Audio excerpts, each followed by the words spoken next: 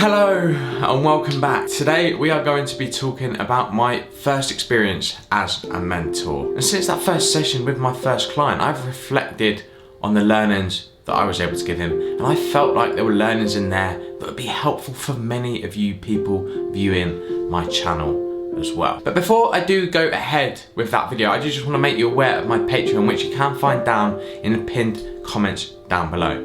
As part of the VIP package, I have a limitation on 5 VIPs. You will get a monthly one-on-one call. So if you do watch this video and you feel like, having someone like yourself could be of use to me to help me with my exams, just to give me a few pointers, then by all means go over to Patreon, check out my page, drop me a message if you have any queries about the packages I offer. It would be great because I want to help as many of you as I possibly can. But now we are going to go ahead with the learnings that I learned from my first session with a client, so that hopefully I can help you too. And that is, when you sign up to start your course, make sure you book your exam from the beginning. And if you have an end goal in mind, it enables you to then create a structure and a strategy for your revision that you can then work towards in order to meet that goal. I'm sure there are many students out there that begin their tuition material without booking their exam date, and they're essentially just jogging along. With a nonchalant runner, which he looks like he's doing again here. Diamores waits.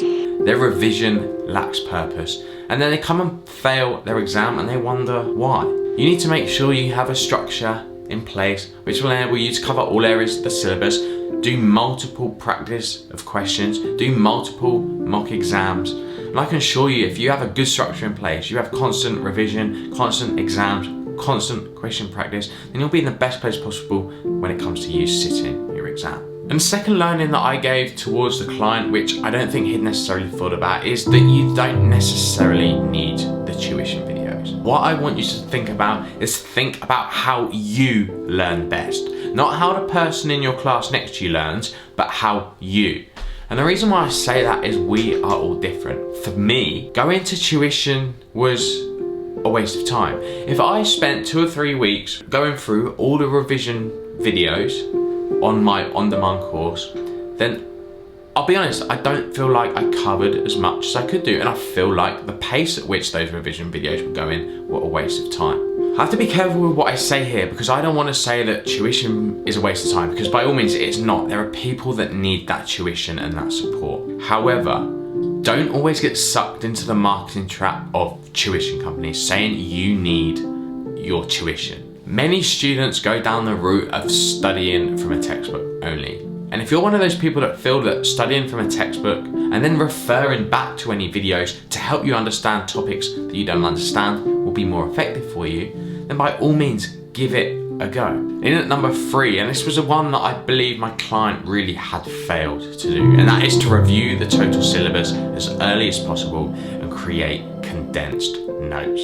The difficulty with CIMA exams is there is a large volume of materials for you to remember when you sit your exams, meaning that active recall and consistently recalling the material is imperative if you want to pass your exams. He wasn't able to go through the full textbook quickly and consistently enough to continue to build on his material. He felt like he was losing his knowledge and then adding the later knowledge, and by the time he'd added that later knowledge, he'd forgotten what was at the beginning. I can imagine this resonates with a lot of you.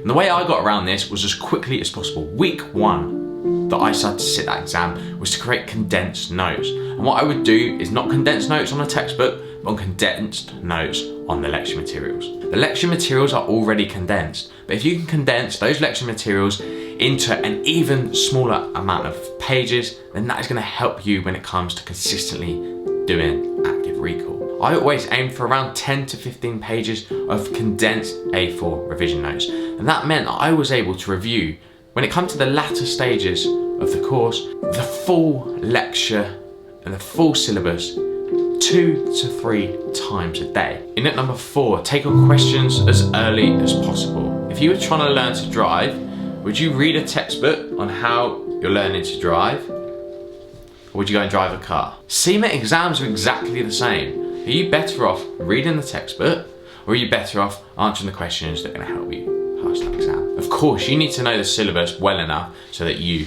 can pass the exams. However, my point here is you need to bring question practice in at the earliest possible opportunity.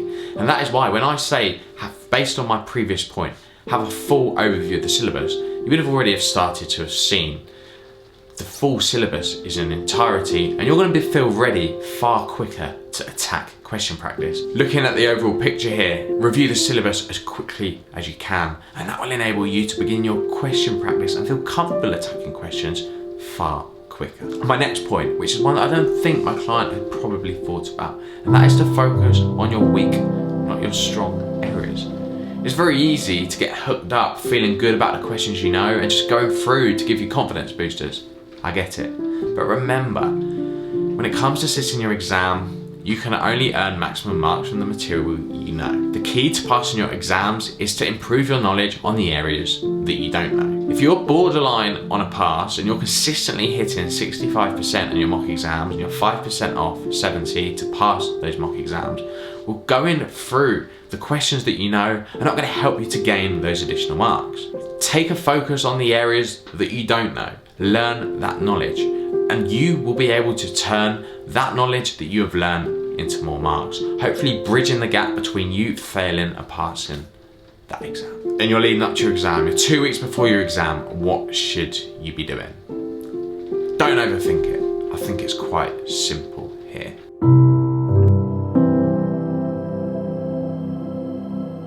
As I said before, you should be doing daily, 2 times, 3 times a day, active recall of the entire CIMA syllabus, using the condensed notes that you've created. If there are areas that you don't understand, delve into the textbook, delve into the lecture videos, learn more about that topic, but create a structure to your revision and have an idea of what you want to achieve from your revision sessions. And then last but not least, something that I always talk about, if ever I talk about CIMA students, whether that's people at my work, or whether that was the client itself.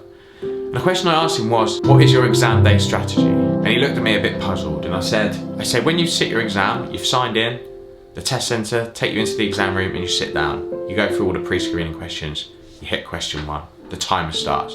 I said, what do you do? He said, I go for question 1, question 2, question 3, question 4, and question 5. Now, I'm going to be honest here, I did the same on my first couple of CIMA exams, and you can get away with it at a certificate level, no problem. But when you go into the harder exams, the operational, management, strategic exams, that is not the best way for you to be going and attacking your exams. Because what you're likely to be doing is going through the questions in a chronological order. Question 1, question 2, question 3, question 4. You have no appreciation of the length of that question and how much time that is going to take you. So what will generally happen is you will get to, let's say question 10, it's a long question. You'll start working through it and you'll attempt to complete that question. Inevitably, you're going to get stuck. You don't know all the questions. Before you know it, you've wasted 10-15 minutes on one question. And time is imperative in the exam. So my recommendation here is that you go through the whole 60 questions and you answer all the easy questions, the short and easy questions, the ones that you know the answer to. Just skim read every one. What you've done there is you've banked marks. Then you do your second route. You flag for a review questions that you didn't know the answer to, and you go through a second review and you try and answer the ones that you can. Because hopefully at this point you've already banked the marks. You don't need too many more marks now, hopefully, to pass your exam. Then you leave the ones that you can't mark flagged. And then this gives you a third bonus round. You've probably got about 20 minutes left. You've probably got about 10 questions left that you don't really know the answer to. You may at this point have even passed the exam because you've already got the amount of marks in the bag that you need. So I always call it like the pressure-free round. You work through the questions that you've got left as you can, and if you can pick up some marks, then it's a bonus. But if you did those questions first and lost time, you may have not got the marks in the bank from the easier questions, and therefore your time management has been really ineffective. Because remember, you only need 70% to pass your exam, you don't need 100%. So go in with a game plan and stick to that game plan. Now I hope you found that video useful and almost comforting that you're not in this alone. But until then, I'll see you again soon. Goodbye.